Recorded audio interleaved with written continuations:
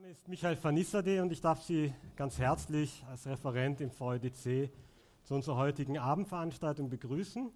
Afghanistan, das verlorene Paradies. Und wir sind natürlich sehr glücklich, dass so viele den Weg hierher gefunden haben.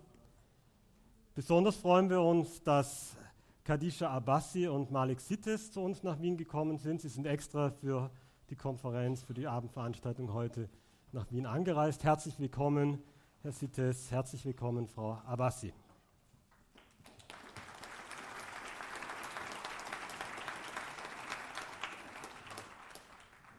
Als Moderatorin unserer heutigen Veranstaltung fungiert die Wiener Journalistin Sibylle Hamann. Sie wird dann in der Folge auch unsere beiden Referentinnen ausführlich vorstellen. Sibylle Hamann ist freie Journalistin und Autorin in Wien. Unter anderem ist sie Kolumnistin für die Presse, ständige Autorin für den Falter und die Emma. Und außerdem ist sie Chefredakteurin der Zeitschrift Liga, also der Zeitschrift Liga, Zeitschrift für Menschenrechte und Lektorin und am Journalismuslehrgang der FH Wien. Frau Hamann, vielen Dank, dass Sie die Moderation heute übernommen haben.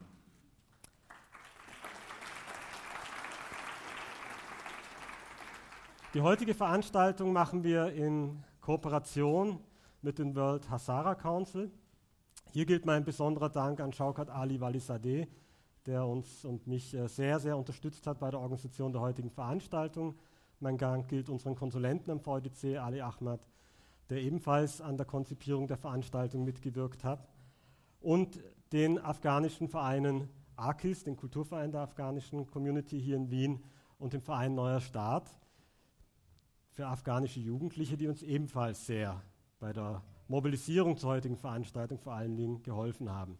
Wir werden diese Kooperation mit den afghanischen Vereinen auch fortsetzen, weil es uns wichtig ist, und auch in Zukunft ähnlich geartete Dialogveranstaltungen durchführen. Der besondere Dank gilt natürlich auch dem Finanzier der heutigen Veranstaltung, der österreichischen Entwicklungszusammenarbeit, der Austrian Development Agency, und meinen Kolleginnen am VIDC, die mich bei der Organisation tatkräftig unterstützt haben, insbesondere Irene Hochhauer-Poda. Ein paar technische Vorbemerkungen. Sie werden dann sehen, dass die Veranstaltung hauptsächlich in Englisch geführt wird. Sie können dann nachher allerdings auch auf Deutsch Fragen stellen. Es wird hier konsekutiv übersetzt, und seien Sie nicht scheu, dann nachher auch auf Deutsch Fragen zu stellen. Ich möchte mich an der Stelle schon bei unseren Dolmetscherinnen, Frau Gallo und Herrn Bauer, bedanken, die einen sicher ganz schweren Job heute haben und das sicher sehr gut erledigen werden. Auf Kanal 2 ist Deutsch und Kanal 3 finden Sie Englisch. Am Ende der Veranstaltung wird es dann auch einen kleinen Imbiss geben, den der Kulturverein AKIS organisiert hat, draußen.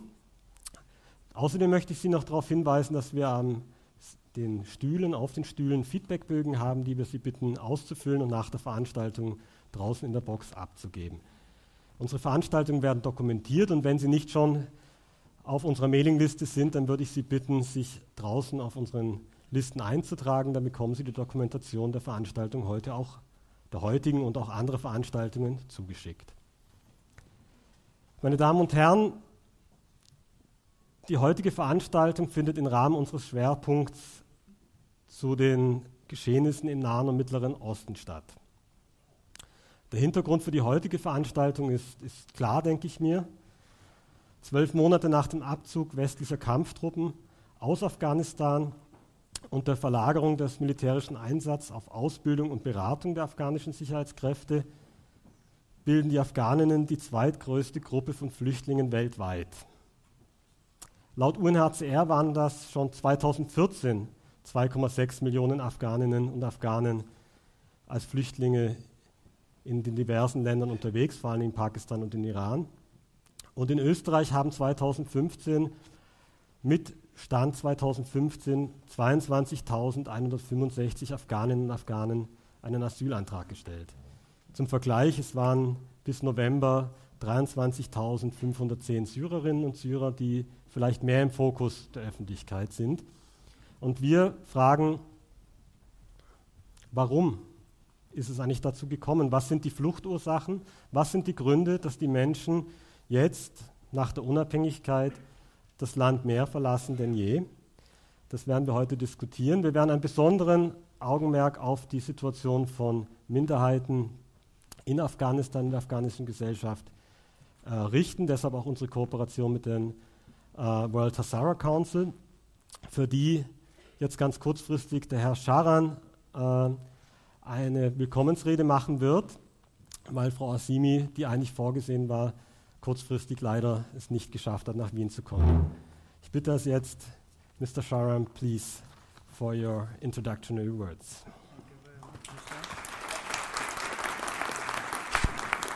Good evening, ladies and gentlemen.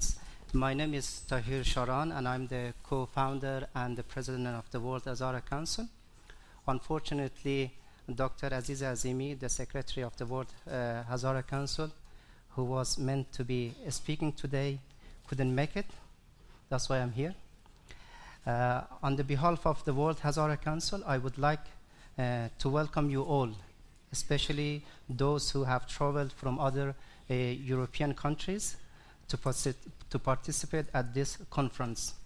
Thank you for being part of this conference. I would like to thank our distinguished guests today, Mr. Malek Sitez, Khadija Abbasi, and Sibylle Hamann, who will be moderating the panel discussion.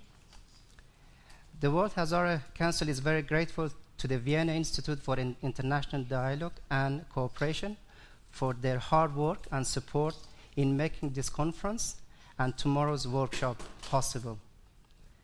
But last but not the least, I would like to thank all the organizations and the individuals who have contributed. In particular, we are grateful to New Start Culture Associations, Afghan Culture Association, and Diplomatic Academic of Vienna. The World Hazara Council is an international organization that represents Hazaras community around the world with the aim of promoting the cultural, social, and civil rights of the Hazara people and to advocate on their behalf in media, governments, and civil society organizations. The Hazara constitute a distinct ethno-religious group that live predominantly in Afghanistan, Pakistan, and Iran. They were historically persecuted on double ethnic and religious grounds. Today, this discrimination is still evident through target killing and kidnapping. The Hazara population is estimated to be between 8 to 10 million, although no official statistics have been gathered so far.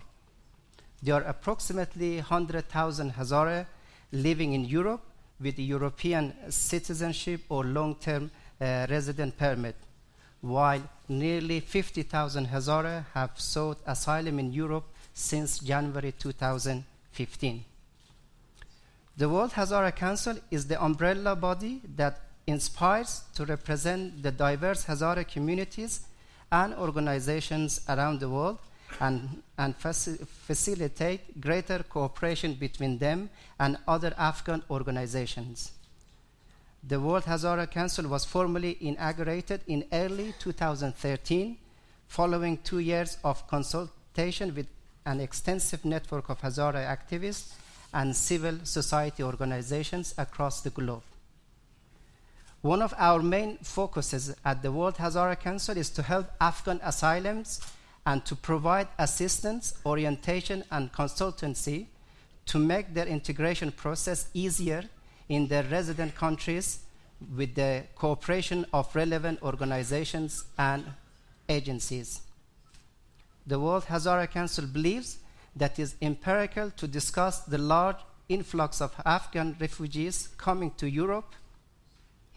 In 2015, after Syria, Afghanistan has the highest number among those seeking asylum in Europe. Since January 2015, more than 130,000 Afghans have already arrived in Europe, while thousands are in Turkey and other neighboring countries trying to cross the borders to get in Europe.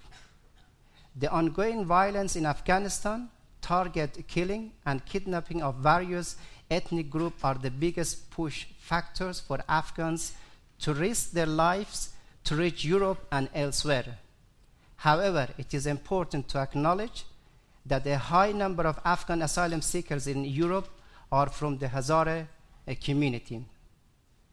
This evening, we are very delighted that we could bring together scholars, researchers, human rights activists, and refugees, and organizations in Austria and across Europe to collectively address the Afghan refugee crisis in Europe.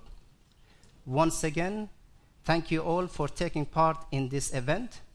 Now I would like to welcome Sibylle Hamann to start today's conference. Thank you very much.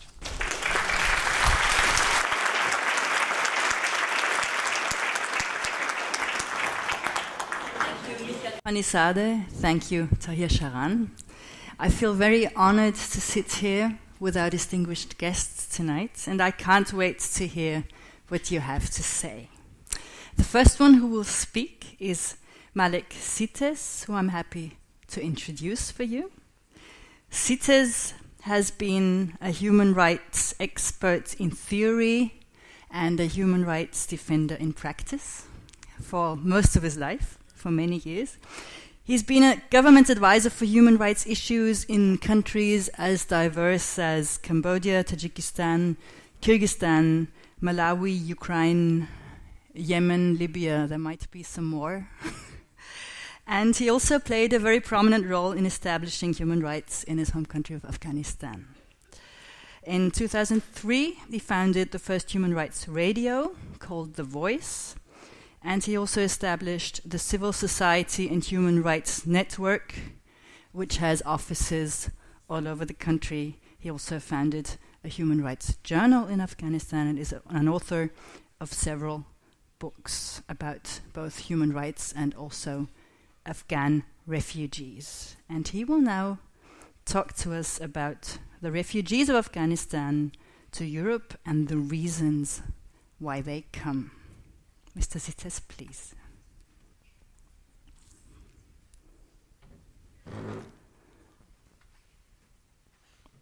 Hello. Yes. I'm not sure if it's done. Bismillahir-Rahmanir-Rahim. Good evening, ladies and gentlemen. Thank you very much for excellent presentation.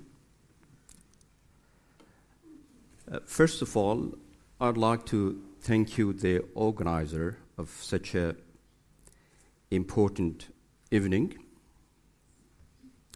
Secondly, I'd like to thank you for coming to such a value-based dialogue. I'll try to use my time as optimistically as possible. That's why I present my article to you and look forward for any question that you may have. My background is international law and international human rights principles. As for this reason, my presentation will mainly focus on the issues of refugees based on these principles. Additionally, I will look to the national reasons of mass refugee trends to Europe and its challenges. At the beginning, I will come across the definition of refugees or asylum seekers based on the international law standards. Then I'll, in line with this, I'll incorporate the definition with the Afghan refugee situation. I divided Afghan refugees to Europe in three main groups: political asylum seekers, humanitarian refugees, and economic refugees or immigrants. Firstly, political asylum seekers.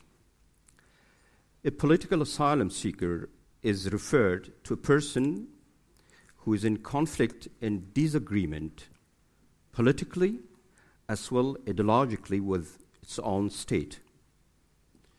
Such a disagreement results in the prosecution of individual by the state. This prosecution brings along fear of arrest, torture, execution, and many other problems by the state to mentioned citizens. The citizen leaves the country due to fear of these circumstances, and further with the hope of intention to seek asylum from other states. International Convention of Refugees in 1951 recognized this definition. That's why this group of asylum seekers are called political refugees or conventional asylum seekers. The Afghan political asylum seeker tendency started in 1979, 1 year after the Soviet Union-supported government came into power in Afghanistan. During 1979 to 1992, 5 million of Afghans fled their country to neighboring states, such as Pakistan and Iran. Around 250,000 of Afghans could reach the United States, Europe, Canada, and other Western societies. The second round of displacement of Afghans occurred during the Civil War when the Mujahideen came into the power in years 1992 to 1996. During this period of time, President Najibullah asked for asylum of the United Nations, and a lot of his state apparatus fled the country to reach Western societies. During this period of time, a large group of communist regime-affiliated Afghans came to Europe, United States, Canada, and Australia. Today, the majority diaspora of Afghans in Europe are located in Germany, United Kingdom, Netherlands, France, Scandinavian states, Belgium, Austria, and Greece. It's also important to mention that the number of Afghans in the former Soviet republics and India was doubled during this period of time. The third round of Afghan refugee movement to Europe covers the Taliban period, 1996 to 2001. During this period of time, around 70% of native Kabul inhabitants were displaced to remote provinces or neighboring countries.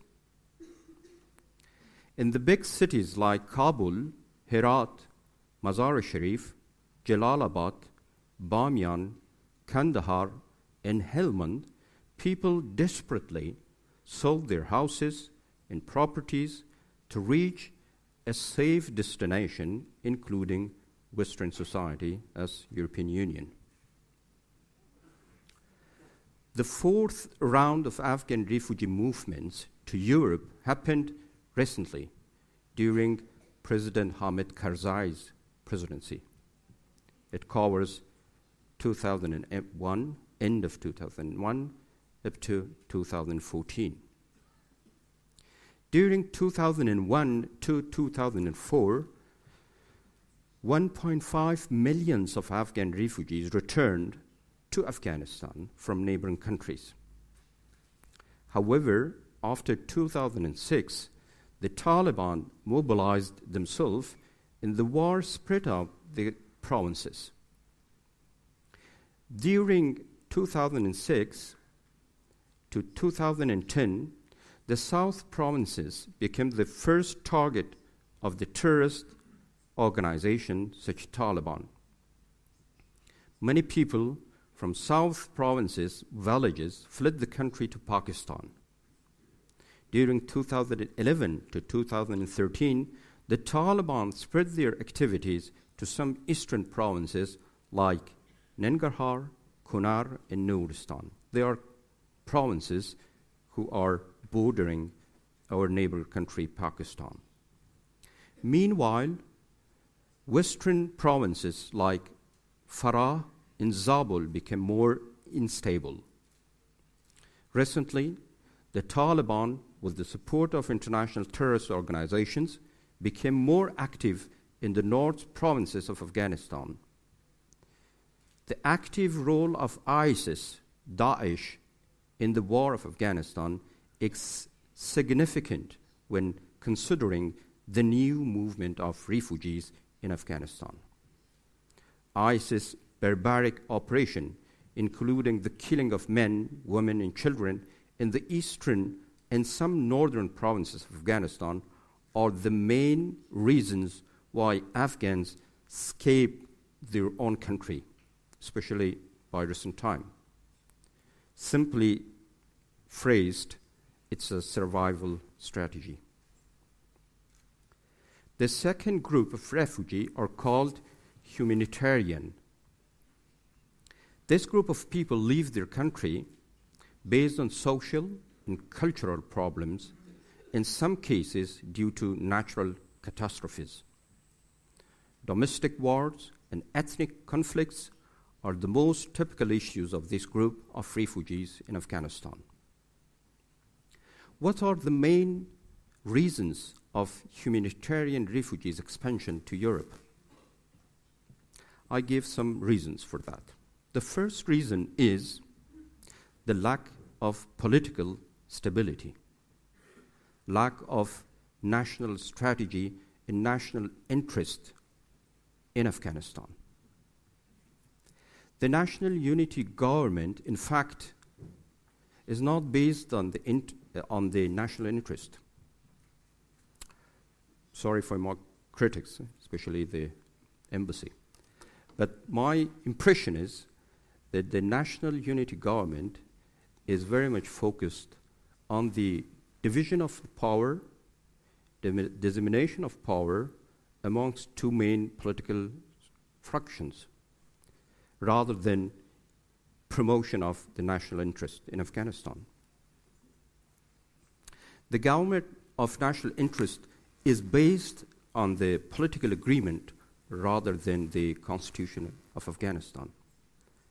So, in fact, the national unity government is lacking legitimacy. Nowhere in the constitution you can find the word of national unity government. And the constitution hasn't been modified. So this is one of the main challenges for the Afghans as political crisis in the country. So this crisis actually echoes the pessimistic approach of ordinary Afghans looking through their visions in the future of Afghanistan.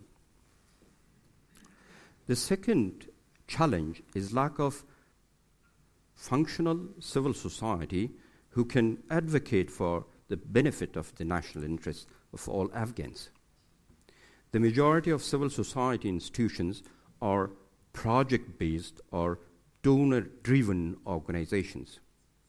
There are also a clash of understanding between modern, westernized civil society and traditional community-based civil society actors.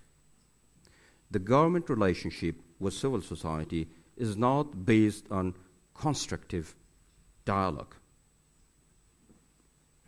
The third and important reason of mass movement of refugees from Afghanistan is lack of political opposition for the current situation.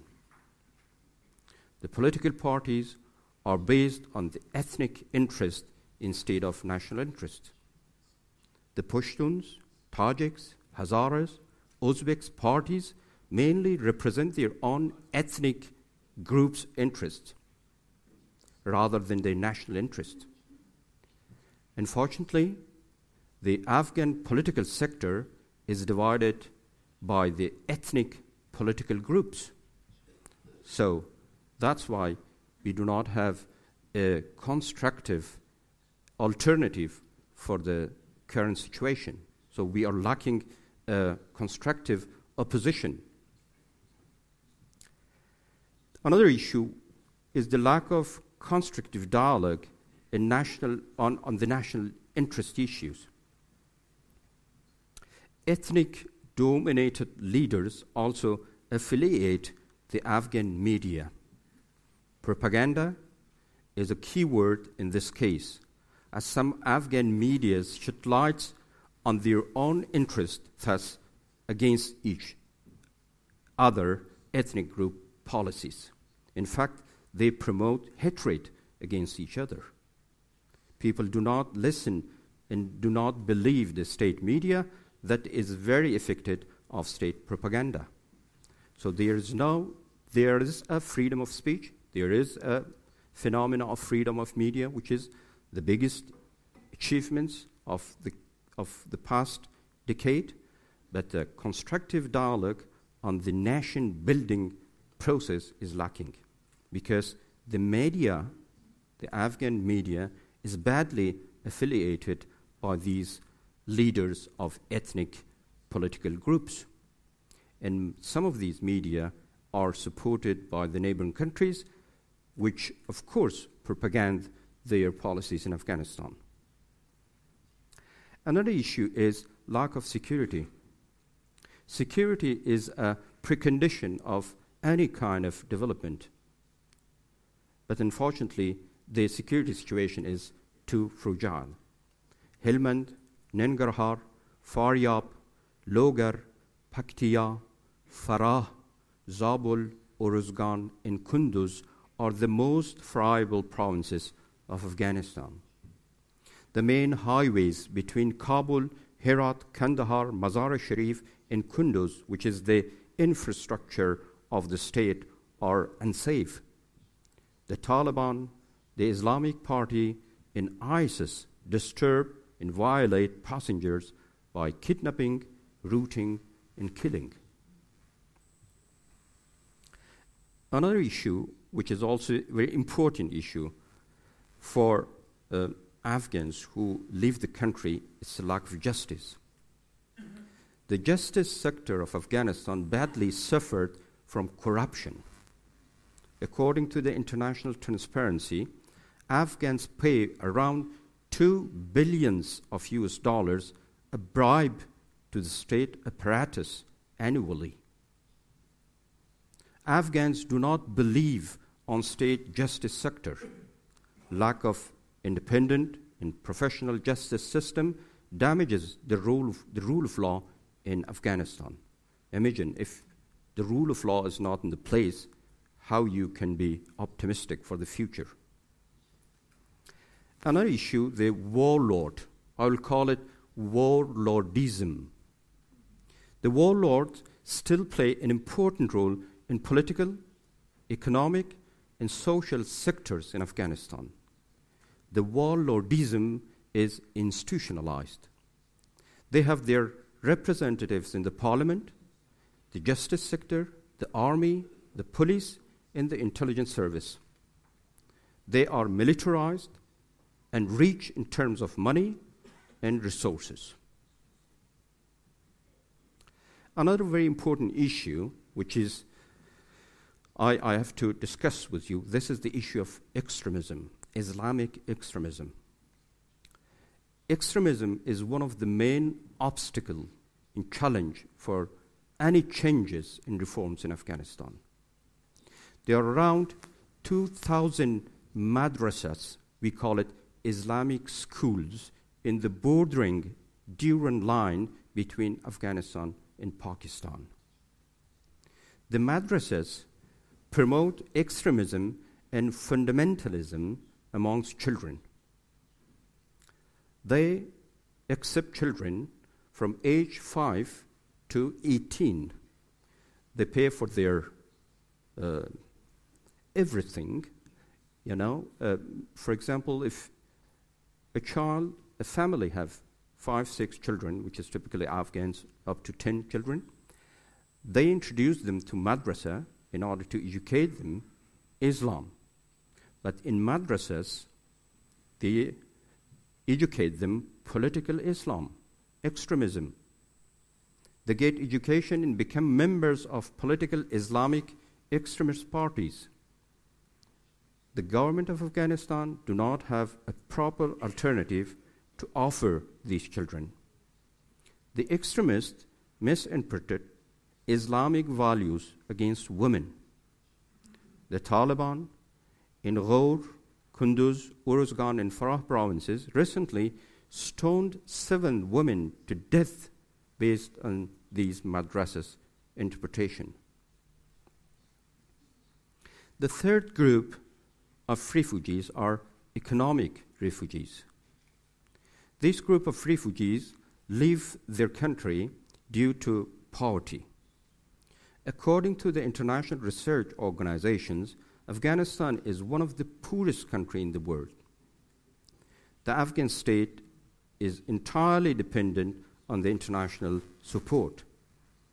Around 86% of the national budget is supported by the international donorship program. Around 60% of Afghan population is under the age of 38. Approximately 40% of Afghan lives under the poverty line. The Afghan state could not create jobs for millions of young Afghans. Many Afghans who graduated from universities are leaving the country to neighboring states. Many in the Afghan youth joined the Taliban because of the economic problems. In fact, the most dynamic power of Afghans flee their country to seek better environment to work in order to provide for their families. So they are actually the main reason that I could bring as the main reasons. So I have some conclusion and recommendations. I know that we have a lot of refugees from Afghanistan in European countries. But please don't worry about it.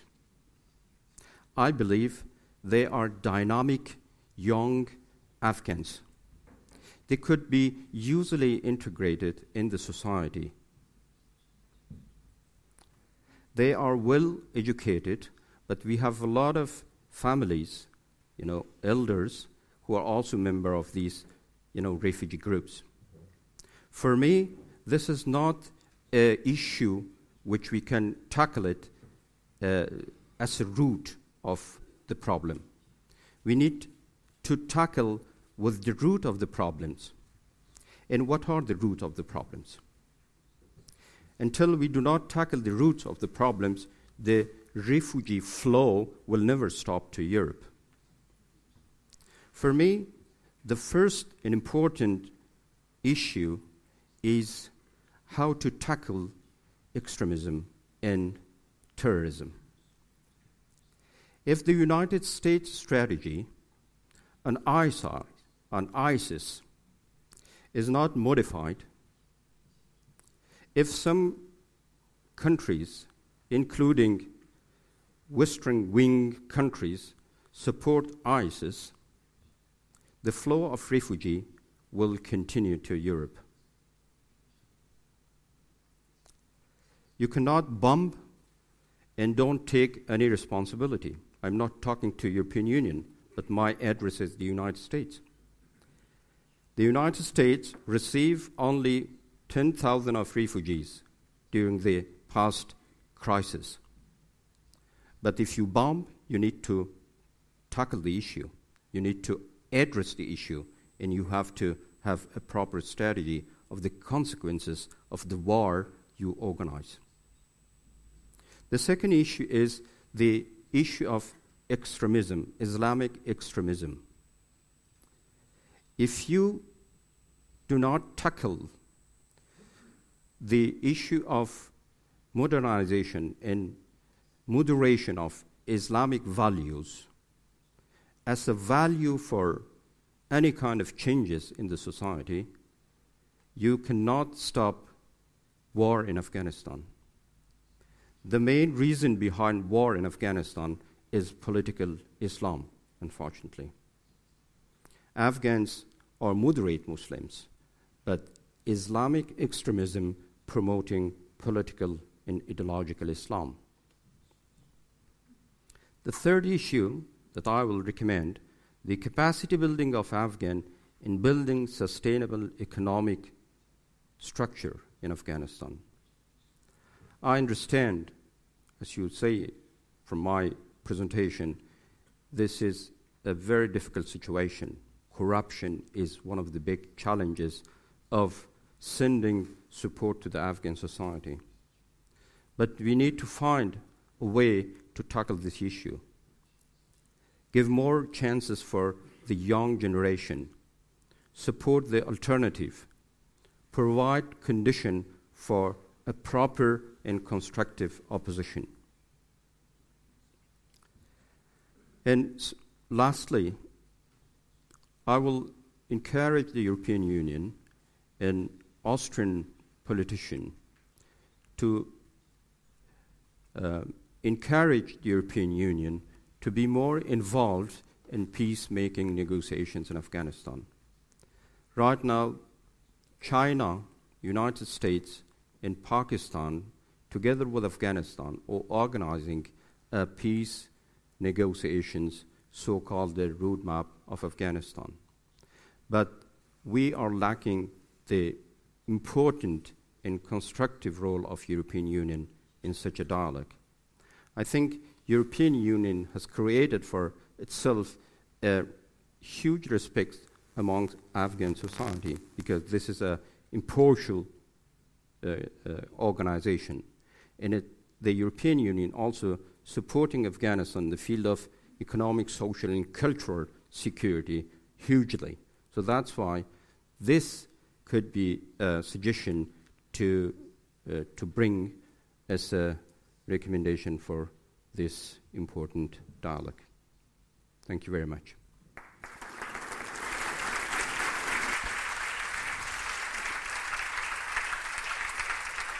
Thank you very much indeed, Malek Sitez. This was a really large overview on the background of the current refugee crisis. One of the messages that now stuck was don't be afraid of those people who come, and also a message to Europe to play a more encouraging role in peacekeeping in Afghanistan itself. We will have the opportunity to get more into detail later. If there are questions that come up, please keep them in mind for later, after our next presentation. I'm happy to introduce our second speaker. Welcome, Khadija Abbasi. She came here directly from Mazar-e Sharif, a city in northern Afghanistan, where she lives as a scholar and researcher. She studied in Tehran in the Islamic Assad University and also at the London School of Economics. She's currently a PhD candidate at the Graduate Institute of International and Development Studies in Geneva. Is that right? She worked for several NGOs. She has done extensive research on refugees and minority issues, and she's currently based in Mazar in field research on Uzbek communities. And she will now give us her presentation about the Hazara minority especially. Please.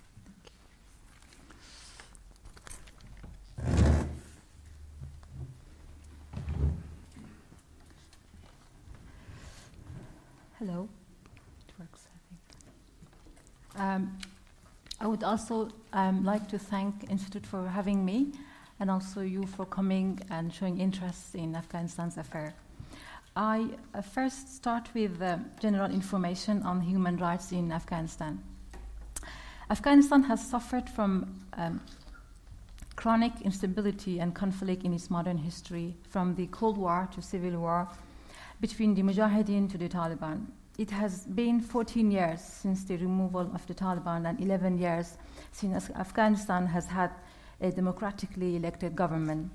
2015 has been a period of uncertainty after disputed presidential elections that led to a creation of a national unity government. Human rights abuses, including torture of detainees, violence against women and children, and attack on journalists, which we had one this afternoon in Kabul, remain a serious problem. Security forces continue to operate largely with impunity. Indiscriminate attacks by the Taliban and other insurgent forces have led to a sharp rise in civilian death. The hopes that the fall of Taliban regime would produce a secure and stable Afghanistan has been vindicated by the passage of time. Instead, a range of factors have frustrated the hopes, notably the failure to build a state with appropriate capacity and legitimacy. There is little reason to be confident that the general situation in Afghanistan will take a turn for a better in a foreseeable future. Based on the Asia Foundation's 2015 survey of people of Afghanistan, 57.5% of Afghans believe that their country is going in the wrong direction. In order of importance, they named insecurity, unemployment, corruption, bad economy, bad government, the reasons behind this pessimism. President Ashraf Ghani has made strong public commitments to protect citizens' rights, but implementation has been slow. Now I give you a background information on Hazaras, one of the ethnic groups of Afghanistan, who are Turkic-Mongolian origins. Majority of them practice 12 Shia Islams, but there are also Ismaili Shia and Sunni Hazaras. The Hazaras traditionally live in the central highlands of Afghanistan called Hazarajat. But considerable communities can be found in major cities of Afghanistan, like the city I come from. The persecution by the Emir of Afghanistan, Abdurrahman Khan, in late 19th century, committed to centralize his power, is still vivid in the collective memory of Hazaras. Around 62% of Hazara population were massacred, the rest were enslaved, sold, forced to live in the highlands of Afghanistan or escape to neighboring countries, and their land were dispossessed. There's no way to think that the underlying factors of these discrimination and persecutions, ethnicity and sectarian, fueling hostility toward Hazaras have been dissipated to date. Since the defeat of Hazaras in late 19th centuries, until the communist government in 1978, the deprivation of Hazaras continued. The coup in 1978 paved the way for the relative freedom and political participation. But the emergence of Taliban was the start of a new era of suppression. They became the most adversely affected ethnic groups in Afghanistan. In 1998, more than 8,000 Hazaras were massacred systematically by Taliban in 4 days in Mazar-e Sharif, the city and the neighborhood I come from. The bodies were purposely left in the streets to be eaten by stray dogs. Such killings were repeated in Bamiyan, central Afghanistan, and Kabul. I'm sure you remember the unforgettable and unforgivable destruction of the great Buddhas of Bamiyan by the Taliban. The remnant of the statues has turned into a symbol of this period for Hazaras. Now I give you also some brief explanation about the contemporary situation of Hazaras in Afghanistan, and I start with their systematic discriminations that they perceive and experience. Generally, Hazaras believe their persecution and systematic discrimination continues to date. After the fall of Taliban, the Hazaras were amongst the first ethnic group to surrender their weapons and support the peace process. They have been supportive of the government and foreign intervention. Hazarajat has been generally peaceful and stable, although Afghanistan remains the largest illicit opium producer in the world. Hazaras are amongst the poorest citizens of Afghanistan, but the Hazarajat itself, the place, has been a poppy-free zone. Unfortunately, Hazarajat has received the smallest portion of development aid from the government and the international community. And Hazaras have a general feeling of being punished for being peaceful and not making trouble. In 2009, only 1% of US aid budget was allocated to Bamiyan in central Afghanistan, whereas the south and southeastern regions received over 90% of the US aid money. The Hazaras are more willing to embrace democracy because of the historical persecutions and oppression they have experienced. They seek equality and social justice and are producing the most enthusiastic, educated, and forward-looking people in Afghanistan. And they are aware of the unique opportunities provided by the new situation. The first female mayor, for example, the first provincial governor, and the first Olympic medal winner were from this ethnic group. In the Afghan presidential election in 2014, 22% of the total vote in the country were cast by Hazaras. Evidence shows that the majority of the governmental bodies, including the presidential palace and universities, are not representative of the ethnic groups in Afghanistan. During the Bonn conference, it was agreed to allocate 19% of governmental seats to Hazaras. Now it's believed that only 4% of the posts are occupied by Hazaras. Let me give you an example. Out of over 50 Afghan embassies worldwide, only 2 ambassadors are Hazara. In countries like Sweden or Austria, that I've learned today, that majority of asylum seekers are Hazaras, but the diplomats sent to these embassies are not Hazara. Now security. Generally, security in Afghanistan is deteriorating for all citizens, and all citizens are at risk. However, Hazaras are amongst the most vulnerable communities because of their distinct ethnicity and religion. They have the Mongoloid features of Hazaras, and they have these Mongoloid features which betray them and make them an easy target for extremists. Despite the fact that the past 40 years, Hazarajat has been quite safe, the roads to Hazarajat are extremely dangerous, and Hazaras are not able to commute safely to other parts of Afghanistan. In other words, Hazaras are trapped in an undefined prison. From January to December 2015, more than 168 Hazaras, including women and children, have been abducted by terrorist groups like Taliban and ISIS or held for ransom on the roads across Afghanistan. Obviously, these are the official reports, but many incidents go unreported by the media. Now, 33 of the reported hostages have been brutally killed, and many are still missing.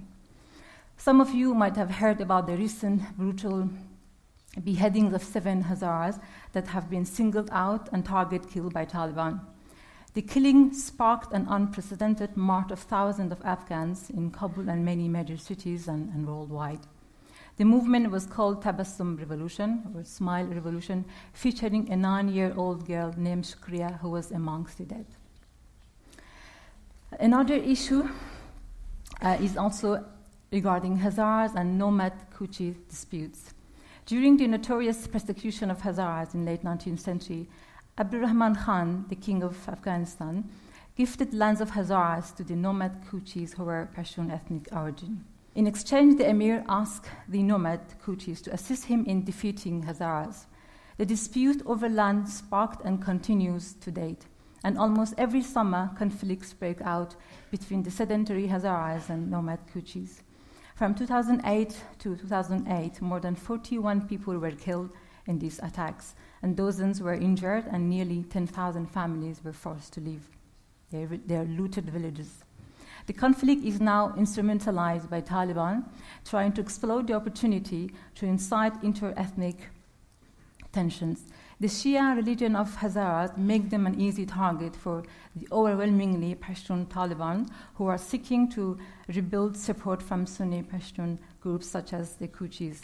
Indeed, the Kuchis still doubt the religious correctness of Hazaras. And now I'll go have a brief explanation about post-2014, where we had the removal of the NATO forces.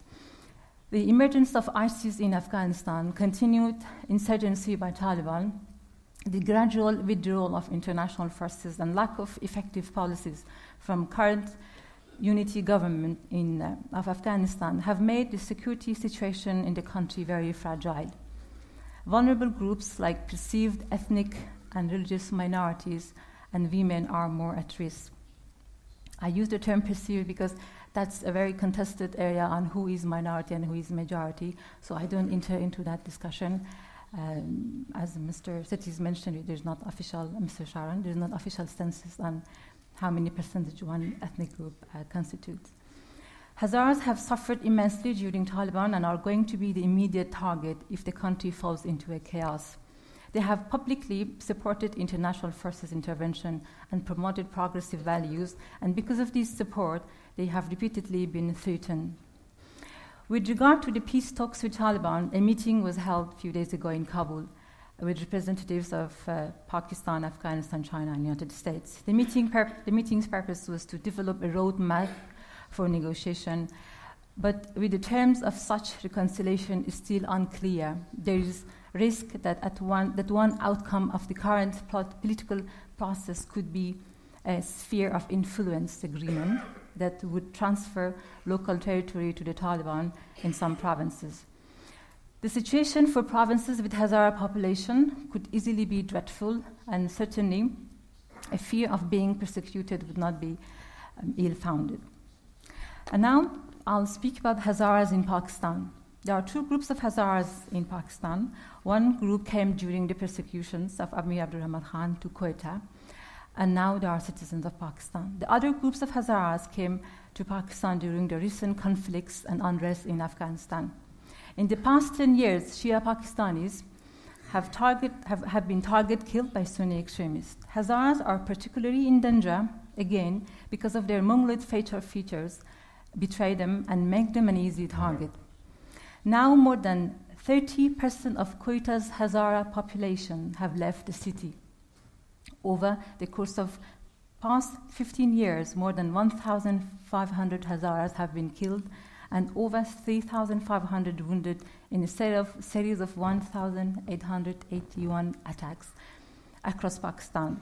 These attacks have included assassinations, suicide bombings, rocket shellings, and targeting Hazara public gathering places such as hotels and sport clubs to maximize their fatalities. Indeed, Lashkar-e Jangavi, Ahl Sunnat wal Jamiyat, Jaish al-Islam have been accepting the responsibility of these attacks, yet not a single perpetrator has been charged and brought to justice so far. In many cases, the individuals and groups responsible for massacres have enjoyed government and community protection. In two unprecedented occasions in February 2013 and January 2014, out of desperation, Hazara women of Quetta refused to bury the bodies of their beloved and vowed that they would not bury their dead until the indifferent government of Pakistan cracked down on perpetrators of violence in the province.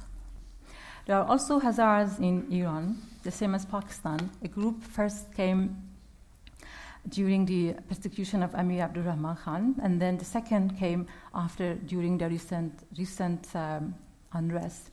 Iran is signatory to the 1951 Refugee Convention, but with several reservations. That means Afghans cannot have a legal refugee status and are deprived of the right to work, right to education, right to access to other public services.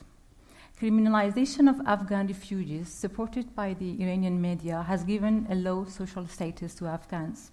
For instance, Iranian women married to Afghans will have stateless children.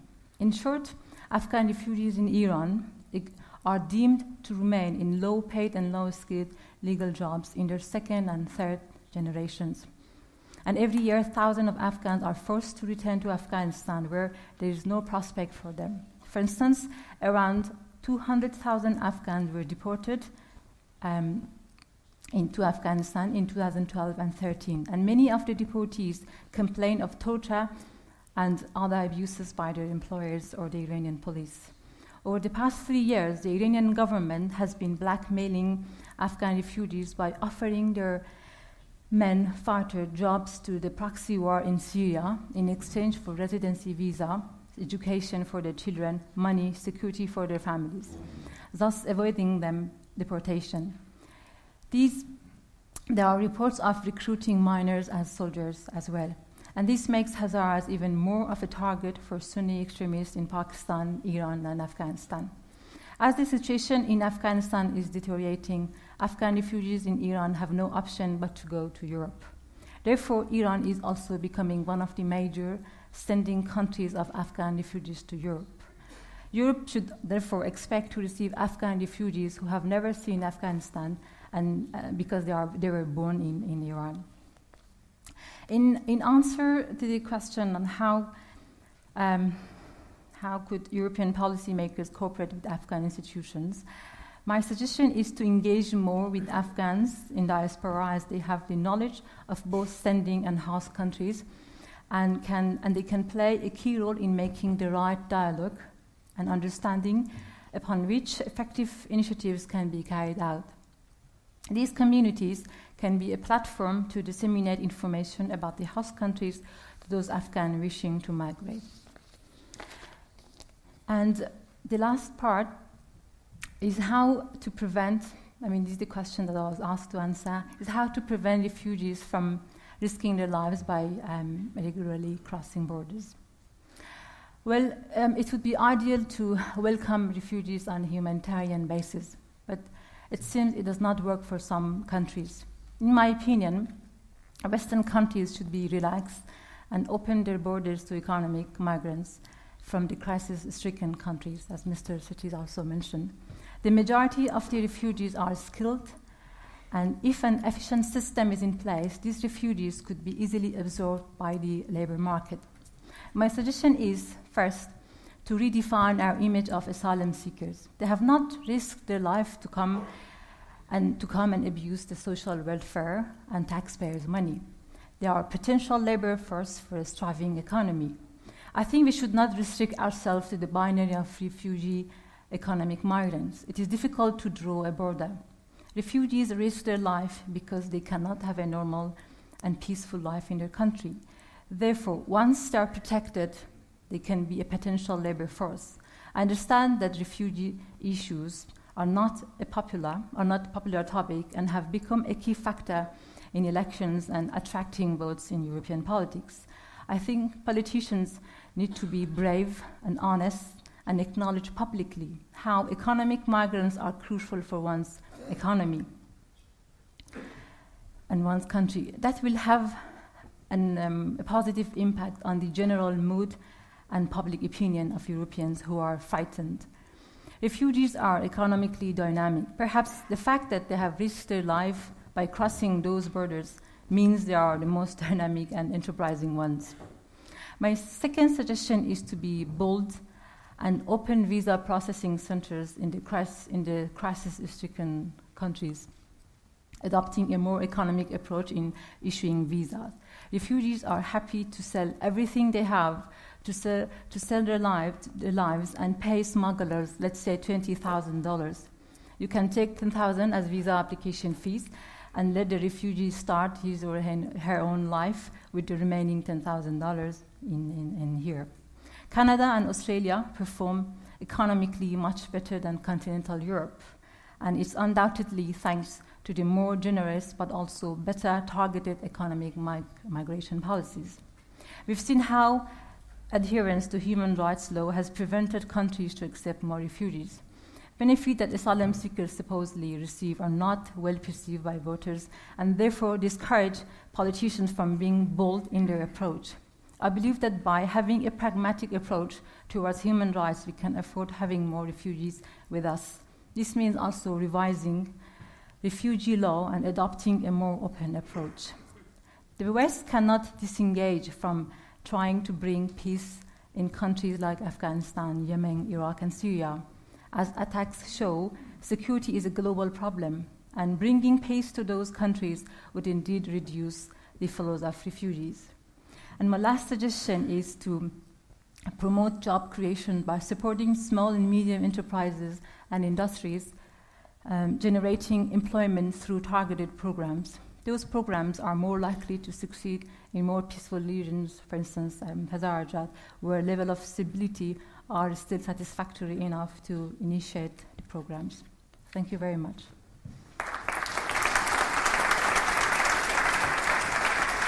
Thank you very much, Khadija Abbasi. You brought attention to a very little-known fact here in Austria, that the majority of the Afghan refugees who actually come here are most likely Hazaras, and this presentation really shed a lot of light on the reasons why this is the case. When we start the discussion now, I would like to focus on one thing that you both mentioned in your presentations without elaborating on it. That is the question of women's rights. I think it's safe to say that there were severe violations specifically of women's rights in Afghanistan, but yet we see that women are a significant minority among the refugees who come. I'd be very interested in knowing how you would explain that. I think we have improvements in women's situation, but like any social changes, it would take a long time, and women continue to be amongst the most vulnerable population in the country. I'm sure maybe some of you have heard about the brutal killings of Farkhunda in early 2015, who was wrongly accused of burning a Quran, and she was brutally lynched and killed and burnt. And in my opinion, there was a gender perspective in it, because she was a woman. They felt free to trial her in the streets and kill her so brutally in front of everybody. So I think women's issue continues to be serious in the country. Mm-hmm. And I think we have a long way to go. Mm-hmm. The same as other ethnic groups that I didn't mention here, like religious minorities as well. But why is it that there are so few women among those who actually make it all the way to Europe? Yeah, exactly. The majority who come to Europe are young men, because socially it's more acceptable, and family as well encourage young men to travel. Mm-hmm. But women, it happens less because of the, I think, the conservative society they live in, and the patriarchal system that still exists in a very classic, strong way, shape. So women are less likely to travel, and if they travel, they will be with their families. Mm-hmm. So usually, if women travel, it will be in families. But young women, I think it's a very rare phenomenon. Would you agree? Or do you see other reasons? Are there changes in the human rights situation that could explain this current wave of refugees? I think I totally agree with Ms. Abbasi. One of the main reasons of mass violation against women in Afghanistan is domestic violence, families, misinterpretation of Islamic values by Islamic leaders, extremists. According to them, women should stay at home, listen to men, and be a kind of slave for men dominating power in the families, especially in the remote areas in Afghanistan. But we have a lot of achievements also in the big cities like Kabul, Herat, Mazar-e Sharif, Kandahar, Helmand. But this is not the general picture of women's rights in situation in Afghanistan. And one of the reasons that a lot of young men came to Europe, not women, because of economic situation. A family sell their houses in order to send a young guy to Europe, and the young guy could work and send money for them. So this is a kind of economic and also social phenomena. I think both of them are. The second issue is the women, especially in the provinces, do not have the right to travel. So from the families, and even if women travel alone from a village, it is almost impossible. So that's the main reason of this. So especially, I could imagine, if a woman is a victim of domestic violence, there is no way out. No way out, exactly. Yeah, you're right. the young men that you mentioned, those young boys who are barely 15, 16, who get here, could you tell us a little bit more about the kind of expectations that they are carrying on their shoulders? Is it, like you mentioned, that they're expected to send money back home when they find work? Or is it more that they are expected to find ways to bring their family along with them to Europe? Which of the two? In my opinion, it's a mix of both. Yeah. You have young children who are sent. I mean, for them, migration is a coping strategy, is a way to go and make money. So they are sent, they're at early ages to go and work. And ideally, if it's possible, they will use these family union schemes to bring the family, as many members as possible. And that's, I think, one of the reasons when these young people come to Europe, I also understand that they are under pressure to be integrated. So there's another pressure from perhaps host countries to expect them to learn the language, of course, but perhaps to study and continue their education. But they need to be absorbed in the labor market as soon as possible to send money back home. And so I think there are double pressures on them from both. So when politicians here are afraid that there will be many more coming once those people are here, this could also mean that as soon as they are able to send money home, this means that their family might actually stay in Afghanistan. Yeah, exactly. Yeah? That could be also, I think that could be also one of the ways to, if they don't want to have more refugees, usually they send remittances. And migration, I mean, to decide to leave one's home is not an easy decision. You have to, when they really have to leave the country, they leave. But if they have a stable income, I think they would prefer to stay home with their lovely extended families and in a familiar country. So that would definitely have impact on preventing more to risk their lives. Do you see that any differently? Afghanistan has changed. According to my experience working with post-war countries, as many refugees and immigrants you have in the world, the people who are immigrated, they communicate their families. They are telling about their life, style. The Afghans who live in Europe, they communicate by daily basis to their families in Afghanistan, thanks to technology and communication, and they're telling them about their life, enjoyment, and this also encourage the young generation to do all of their best, to come to Europe. I know many people, especially Afghans, young people, who struggle to study, to speak English, to speak German, French, in order to prepare themselves to travel to Europe. So some of these Afghans are doing the best in order to visualize, situation in their mind and make a proper strategy. So some Afghans, especially young Afghans, are doing these strategies too. But has this picture changed over the last couple of months? The situation here in Europe has deteriorated.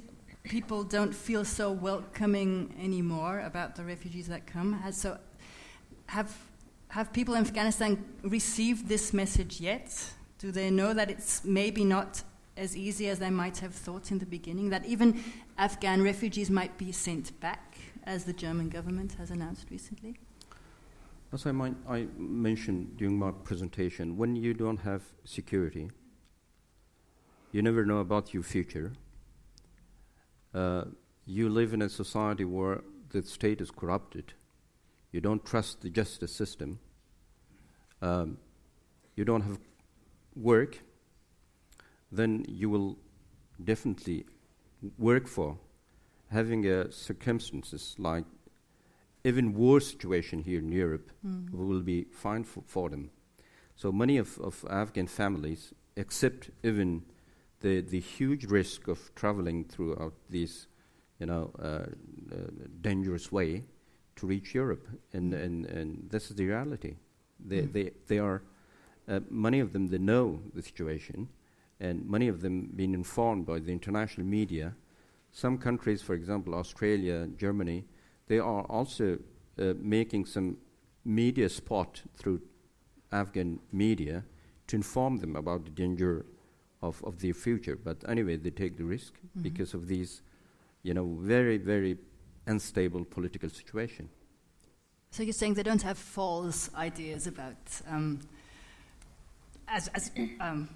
the panel here is called Paradise Afghanistan. They don't have false ideas about the Paradise Europe, you say. I think they have correct ideas of what it's going to be like. The risk on the way to reach Europe. But when they do the calculation, I think it still makes more sense. Still makes sense. Yeah. It's still worth it. Yep. Yeah. Okay, I'd like to make a brief look into the audience. Who wants to? Yes. 1, 2, 3, 4, 5 for the first round, please. Let's start over there. We have microphones. Vakil. So basically, I was trying to talk about the issue that you barely mentioned, that is refugees that are Afghan but are coming from Iran. And we have an international law specialist in the house. So as according to international law and as according to official reports, Iran is a safe country. So having refugees come from Iran but being Afghan doesn't really fall under the current refugee definition. So how do you, and as according to my research in Vienna, my data is that just about or above 50% of the people who are coming as Afghans come from Iran and were even born there. And I'm wondering, how do you expect these people to receive asylums here? And or what you think about their current rights here in Europe as according to international law? Very important question. Right behind you, yes, please. Hi, good evening. Thank you very much for your presentations. My question is for the first speaker about the madrasas. Can you please tell us who is funding these Islamic extremist schools? Is it foreign governments or foreign organizations, or are they funded by internal elites in Afghanistan? Thank you. Equally important. Thank you very much indeed. Back here. Who was that? Yes.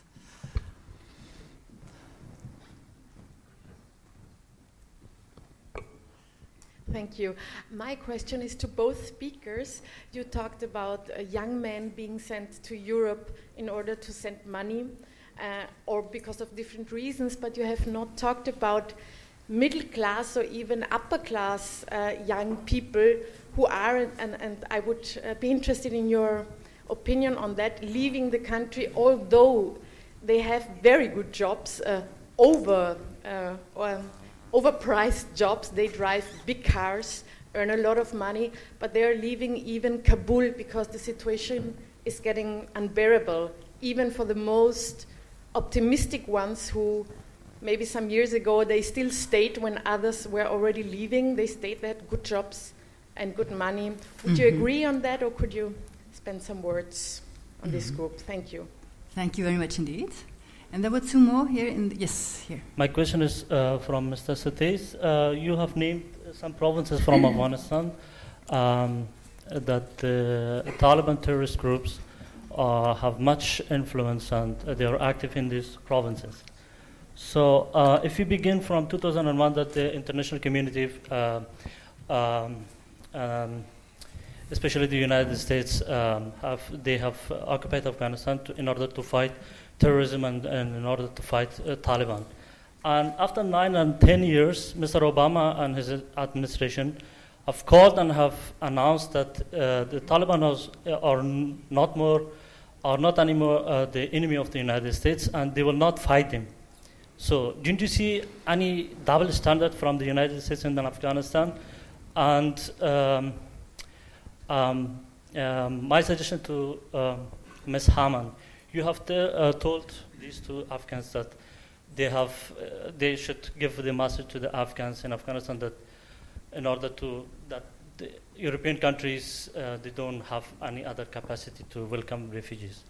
I would say, as long as the United States and the Western countries bombard Afghanistan, we will come, and the other refugees will also come. Thank you. Mm-hmm. Thank you. And over there.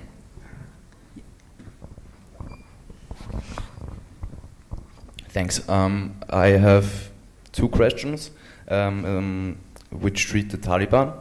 The first question is about the internal support for the Taliban. I think they have around 40,000 to 60,000 fighters. And how would you describe how big would you think is the public support in Afghanistan? And the second question is the external support for the Taliban, especially regarding Pakistan. There are some commentators who state that Pakistan might have an interest in an unstable neighboring country.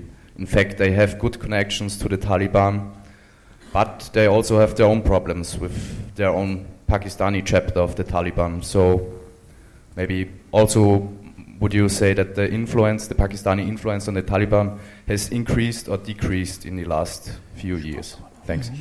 Thank you. So there are several questions about the different forces that are involved in the power struggle here. Who wants to start? Maybe I'll start with two questions. Yeah. Is in my area. First, regarding Afghans in Iran who were born there, like myself. Well, many, I think I mentioned in my presentation, many of these Afghans are Shia Muslims, so that's one of the reasons they chose Iran to go to, and the same as shared language, Persian. So describing what's happening in Afghanistan, and if you're a Hazara, you're more likely to be affected. So, I mean, they are aware of the situation in Afghanistan. That's why for them to go back to Afghanistan is not an option, although the Iranian government has toughened the immigration policies and are forcing Afghans to go back. So these I'm sure we don't expect them to be killed and then come and kill him for asylum. So they decide to make a shortcut. Instead of going to Afghanistan to be affected, they just directly come from Iran to Europe. So I think, in my opinion, they are perfectly eligible to be granted asylum. Well, if the law doesn't meet, I think these laws should be modified, and they are not. They are man-made, so they should be modified. And regarding another question, middle-class Afghans, yeah, it's true, middle-class Afghans also come, especially after the withdrawal of NATO forces, which after them many NGOs also closed their offices, and many of these middle-class, young, educated Afghans lost their job and their fancy salaries. Of course, they are one of the major populations who leave the country among other groups. They used to work for either as a translator, for instance, for the NATO forces, or in NGOs as interpreter, as I don't know, qualified staff. Mm-hmm. So these were the questions. So I'll start with the issue of madrasas. There are two kinds of madrasas in this area. The first one is moderate madrasas that teach the religion to children and young in the framework of mosques, supported by the families. But the second kind of madrasa that I'm talking about, this is under the control of the Taliban, supported by some Islamic institutions from the Middle East, especially from the Saudi Arabia, Emirates, Qatar, Bahrain, these countries. And the sheikhs who are actually affiliated with the Taliban, they are supporting these madrasas. Ideologically, they also get a lot of support throughout the Islamic movements of Pakistan. So the Islamic movements of Pakistan somehow having communication with the Pakistani officials, they're also supporting these madrasas. So they are huge sum of money go to this direction. The issue of Taliban, my colleague from Afghanistan, he asked me, you're totally right. That's why I'm talking about the responsibilities. When the country like the United States is involved in such a huge operation in Afghanistan, they should also have a proper strategy on the consequences of the war in Afghanistan. So that's why I'm mentioning that 10,000 of refugees being accepted by the Obama administration during this period of crisis, it is not a serious issue. The issue of Taliban in their communication with the United States, you know the history of Taliban appearance. The Taliban have been organized by the Pakistani Bhutto's regime by supporting of the United States. And when Vice President Biden saying that Taliban is not our enemy, historically, he is totally right. But the idea of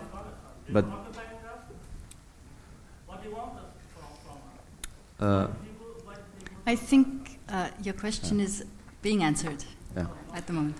Okay. The question of occupation, actually, I'm an international human rights or international law, scholar. I don't think that Afghanistan is occupied. Afghanistan, the international community is in Afghanistan based on the international law approved by the United Nations Security Council, Resolution 1386. So it is not occupied state, but I agree with you that double standard policies could create a lot of problems for current situation. Mm-hmm. There's still the question about support for the Taliban within the country? Within the country and without the country. Mm-hmm. Yes, I would like to mention that in some areas, especially in the remote areas, where the state cannot provide human values, human rights, let's say the human rights is not only freedom of speech. The human rights not only a freedom of media and freedom of association or political freedoms. The human rights, first of all, is access to economic development, access to education, access to health care. When the state cannot provide these, provisions, of course, people will find some solution for themselves in order to integrate them in the society. In the remote areas where the state cannot provide such a facilities, the people support the Taliban. This is the reality. And I don't have any number or prestige how many percent of Afghans support the Taliban, but I know that there are a lot of people who support Talibanism in Afghanistan, Islamic Shariat law, who strict and impose the society in order based on Taliban interpretation. External support. This is my personal opinion. The Pakistan, one of the main philosophy of organizing a state like Pakistan, this is Islam. And Islam play an important role in strengthening an ideological state like Pakistan. So that's why Pakistan is doing its best to support Islamism in the region in order to strengthen their own national interest and also foreign policy in the region. So Talibanism, extremism, in these, isms which actively, saying the last word in the region, especially in Afghanistan, is supporting by as you mentioned, by Pakistan, especially by the military intelligence service, which is one of the key player in the region. I'm talking about ISI. Mm-hmm. So thank you. I will start a second round of questions, starting with Hassan Sarouche from the embassy. I'll just collect the others. 1, 2, 3, 4. Okay. Sorry, I didn't see you. Yes, 5.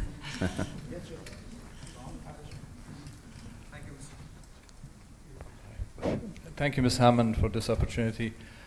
First, I would like to thank the Diplomatic Academy of Vienna and the rest of the co-organizers for having organized this timely panel discussion on a topic of high significance, not only to Afghanistan, but also to many of our international partners. Like always, it's a pleasure to have our civil society friends in the panel who have been an important part of our democratic process in Afghanistan over the past 14 years. I have just a few quick comments. I hope that you will remain patient with me if my intervention gets longer. I believe that the new wave of migration from Afghanistan is mainly due to the uncertainty associated with the 3 important security, political, and economic transitions in Afghanistan. First, on the political transition, despite the shortcomings, we were able to mark the first ever democratic transition of power in the history of Afghanistan by forming the National Unity Government of Afghanistan. And we do believe that the National Unity Government of Afghanistan was formed based on a broad consensus nationally in Afghanistan. The government is now undertaking the required reforms, including in preparation for the upcoming parliamentary elections in the country.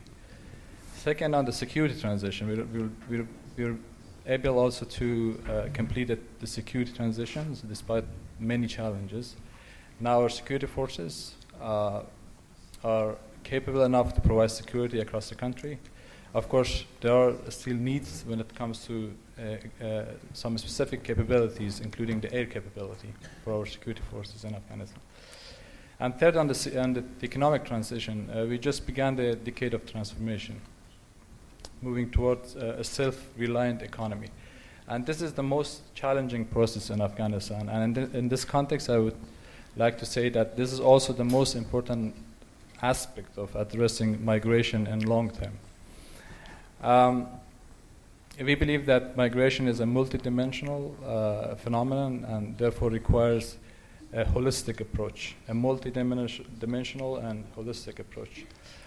And in this context, we believe that there should be sufficient investment first in the human capital in Afghanistan, then in the natural resources. So these 2 important areas provide a great potential for economic development in the long term in Afghanistan. Over 65% of our population is under 25, and now today over 10 million of our students, both girls and boys, attend the schools, as well as an increasing number of students pursue higher education across the country. So it's very important to invest in this huge human capital in Afghanistan. Second, on natural resources, we do enjoy huge natural resources, including water resources in Afghanistan. And third, at the regional level, Afghanistan has been the missing link in the regional and continental trade and transit routes over the past few decades. So now Afghanistan has a great potential to serve as a regional land bridge, connecting South Asia to Central Asia and also China and Far East to the Middle East. So we have a great potential in terms of moving towards economic development. What we need is just to have investment in these important, let's say, comparative advantages in Afghanistan. Mm-hmm. And in the context of addressing migration, and in this context, we believe that in the long term, along with, for example, law enforcement measures and public awareness campaigns to address this very specific aspect of smuggling of migration from Afghanistan, we need long-term targeted development assistance by our international partners on these comparative advantages, especially on the human capital in Afghanistan. The importance of investment and development in the country to prevent migration. Very important statement, thank you. Maybe let's take the gentleman first. Yes.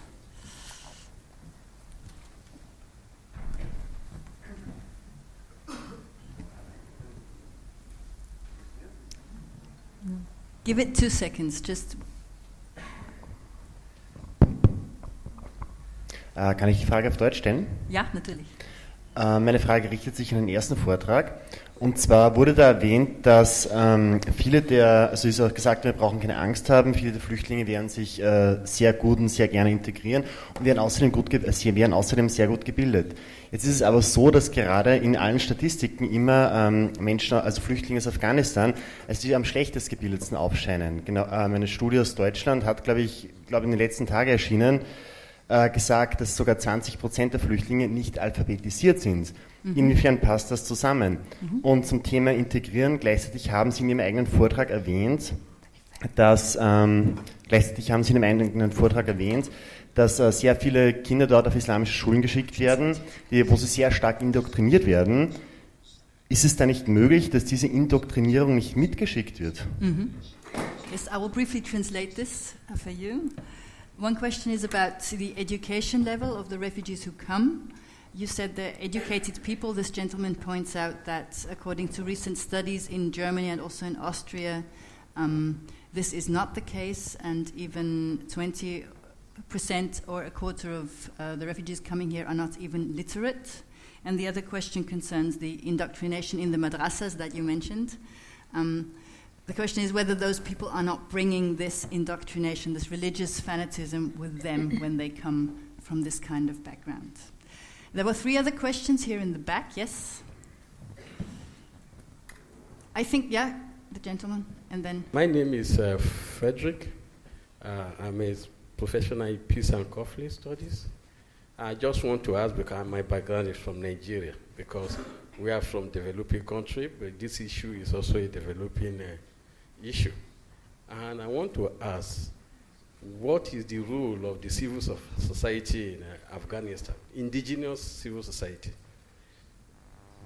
That is very, very important, because I came to Europe, I discovered that to stabilize a country is just a little thing to do. One is to separate religion from politics. It's very, very crucial. And 2 is to detribalize the attitude of saying you are from Linz, you are from Innsbruck, they are all Austrians. So I'm just giving an example what should happen in Afghanistan. Because all things they are mentioning is just a trash to me. It's happening in my country as well, in Nigeria. They just say this one is from Sokoto, this one is from this. They started fighting themselves. At the end of the day, they packed themselves inside the ship, coming to Europe, some dying on the way to Europe. I think for everybody coming to Europe, we have to stop this attitude of coming to Europe. If we are coming to Europe, when are we going to stop this? So it's to build the country ourselves. Let the civil society move this motion. Let the people, that is the role of democracy. Democracy is the role of the people, by the people, and for the people.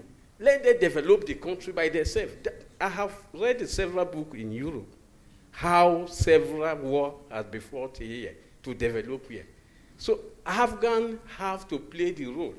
The powerful rich is the government. The people have to face them up. That is just the rule. I'm asking the civil society, indigenous civil society, have to do this. What is their role? That is my question. The importance of civil society, also, yes, and the 2 further in front.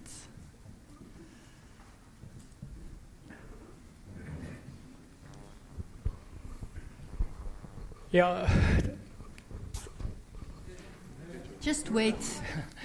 Dankeschön. Ja, ich habe grundsätzliche Frage. Zunächst einmal, ich bin erschüttert über die Verhältnisse in Afghanistan, muss ich vorneweg sagen.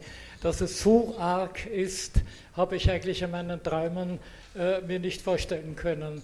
Aber bitte Afghanistan, nicht? Wir haben gehört Taliban, wir haben Madras und so weiter gehört, also das Wesentliche, Schiiten, Sunniten und so weiter, ist doch die Probleme des Islams, wie er sich heute darstellt.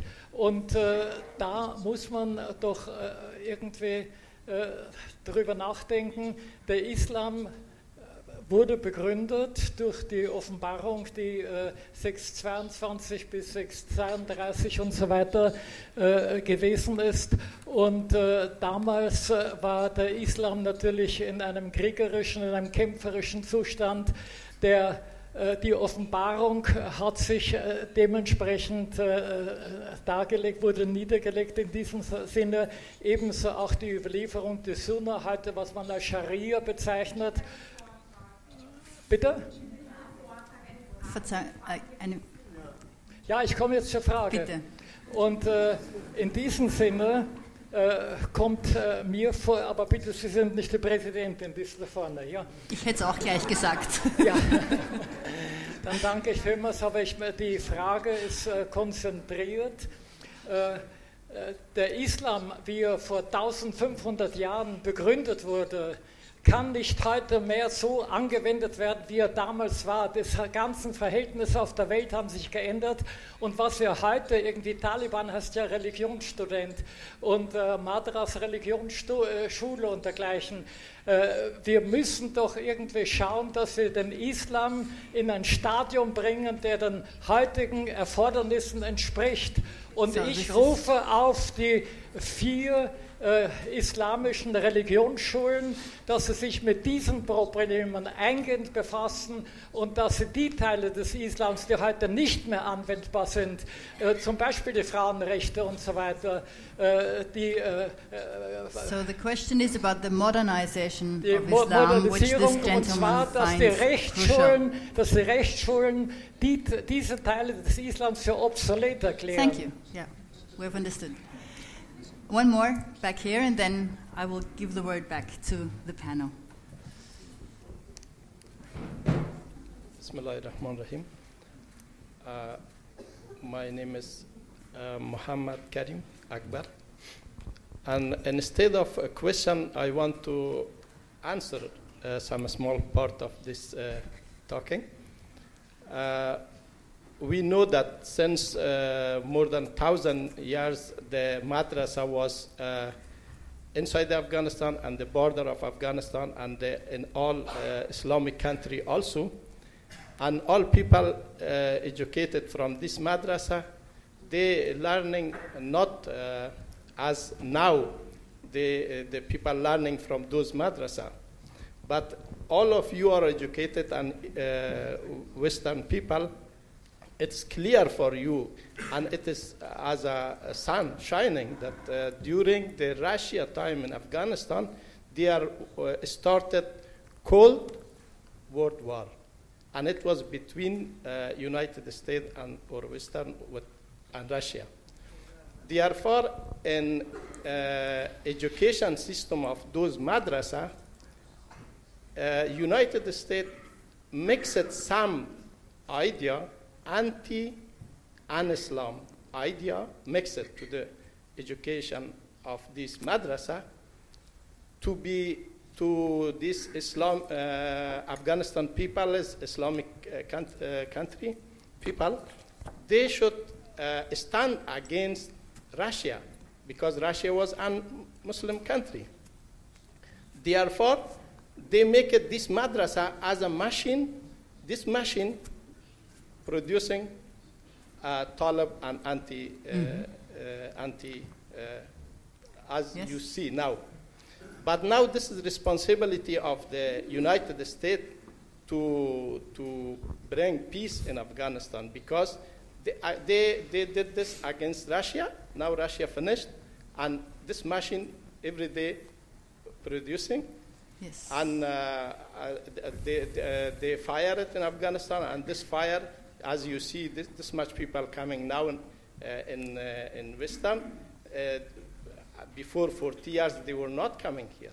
Yes, thank you. So sorry for your. I see several questions that are circling around the issues of education. You also?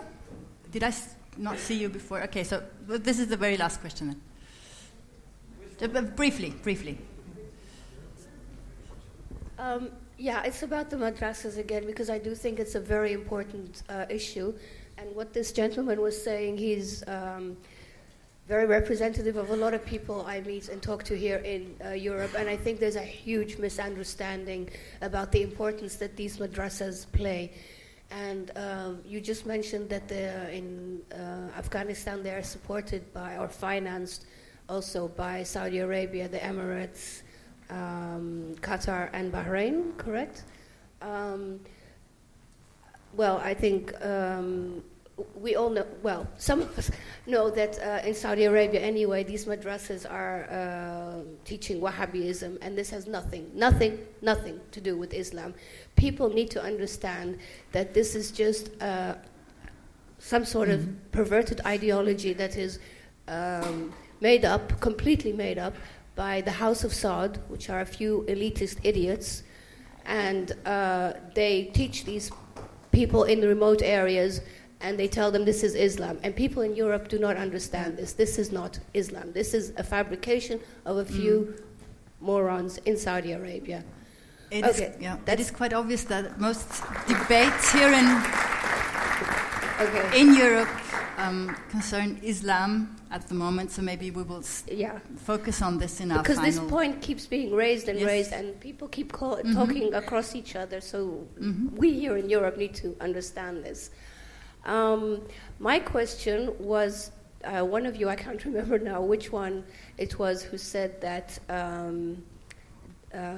ISIS or Daesh are now in Afghanistan as well. In the media, we only hear about them being in Iraq and Syria. My question is, who are these Daesh fighters going to Afghanistan? Are they European radicalized Muslims who have no idea about what Islam is either, actually, because they've never lived in a Muslim country, never grown up in a Muslim country, can't read the Quran, can't read Arabic, and they have this non-idea of what Islam should be, and they go to Syria, Iraq. Do they also go to Afghanistan, or are they Arabs going to Afghanistan to fight, or are they going from other Asian countries to Afghanistan? Who are they? Okay, thank you. Who wants to start?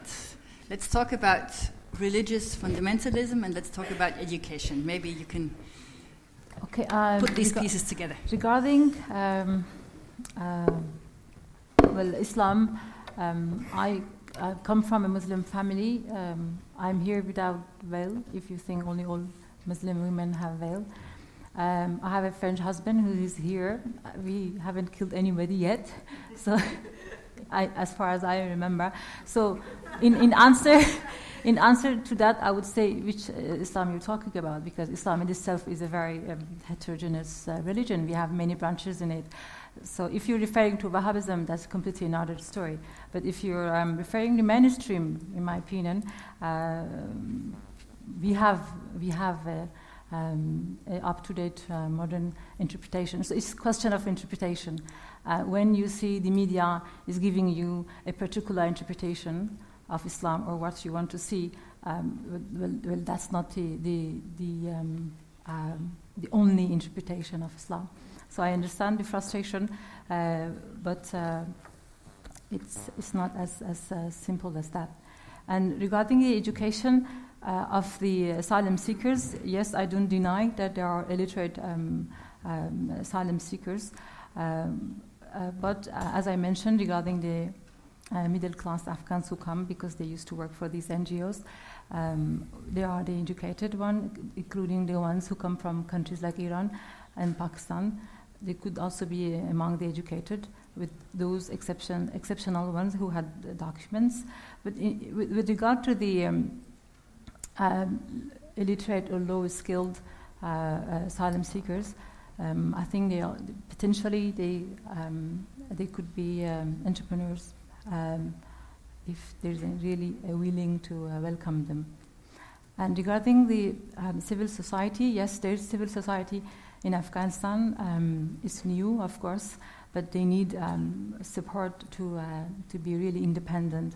And again, because of the withdrawal of international forces and consequently the international aid, many of these civil societies lost their funding.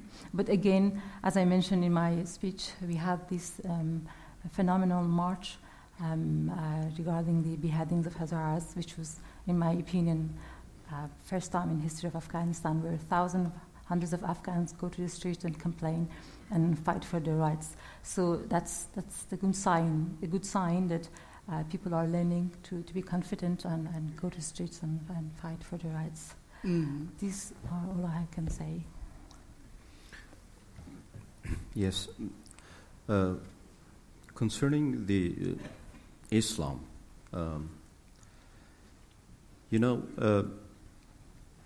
as an individual, you have two kind of relationship. One relationship you have with the God, and one relationship you have with the state. The God relationship will tell you about what is good, what is bad. And you can find it throughout different religions, not only Islam. You can't talk about Islam as such. You can find a lot of extremists here in the Western society, which is Christian, Jews, and they are also extremists. And they also misinterpret their religion and their way of behaviors. This relationship, this religion, that the God will, guide you throughout this relationship. But you have one relationship with the state. This relationship is coordinating by the law. And this is two different things. We should not mix the two things in order to misuse these two relationships for the favor of each other. When you mix your relationship with the God throughout any political parties, then you are, according to my opinion, extremist. So that's why we have to be careful when we're talking about the religion. So Islam is a moderate religion. You can, as my colleagues say, you can interpret in a different ways. That's why the Wahhabis that you mentioned interpret Islam in a very different way. Extremist politicalization of Islam is another way of interpretation of Islam. But we have a lot of Islamic intellectuals that talk about Islam in human rights. They are coordinating the Islamic values with development, with modern societies in Europe, everywhere else. So this relationship, I think, is very important to have in your mind. Concerning the civil society that my colleague from Niger asked us, the main goal of civil society is advocacy. Advocacy on behalf of citizens. The civil society is actually coordinating bodies of representation of citizens to talk to state, to influence the state by their political, by their economic, by their strategic agendas. So during my presentation, I explained that we have two kinds of civil society in Afghanistan. One is traditional, community-based civil societies, jirgas, that we call it jirga. This is a community-based civil society that decide upon difficulties, conflicts, issues with the state structure. And we have a modernized, westernized civil society based on human rights values, democracy, rule of law, these issues. Today, we do not have a constructive dialogue between these two phenomena of civil societies in Afghanistan. That's one of the biggest challenges.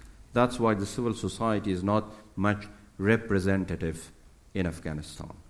So as a human rights defender, I will definitely go for a dialogue and encourage the international community, who are the main actually supporters of the new, modern and westernized civil society, to encourage them to open the door of dialogue between these two phenomena of civil society. And the latest issue, that the government should also listen to civil society. It's very important. This is a kind of culture that still critics is not, acceptable. Many people, when ask me about why the Taliban gained the grounds in Afghanistan, my answer is that the human rights is not balanced in Afghanistan. You have civil and political rights from one hand, and economic, social, and cultural rights from the another hand. Peace and security based on human rights perspective is to support both of these phenomena parallelly. Otherwise, you will misuse human rights values. In Afghanistan, we don't have this balance. We have a lot of achievements in the field of civil and political rights. Yes, we have a lot of achievements in the field of freedom of speech. We're criticizing. We are talking a lot throughout the media. We have freedom of media. We have freedom of associations.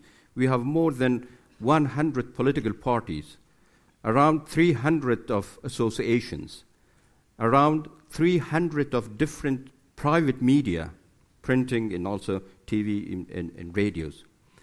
And this is good, but you don't have jobs, you don't have access to health care. That balance, is very bad, damaging the human rights values, the nation-building process. So this is one of the huge, responsibility of the civil society to bring these two panels together. Mm-hmm. I think this pretty much sums it up. Can we leave it right there? Would you like to still add something? I wanted to add something. I forgot, actually. Maybe later. There is also an informal part of this evening. I think the underlying question that I heard here is, are those people who are coming now, are they bringing Afghanistan here, or are they leaving Afghanistan behind? And I think it's safe to say that it's a bit of both. It's also safe to say that we haven't found answers to all the questions here tonight, but it's also safe to say that we're not at the end of the story yet. We're still in the middle of an ongoing process. Thank you both. Thank you, Malek Sitez. Thank you, Khadija Abbasi, for being here. Thank you all for coming here in such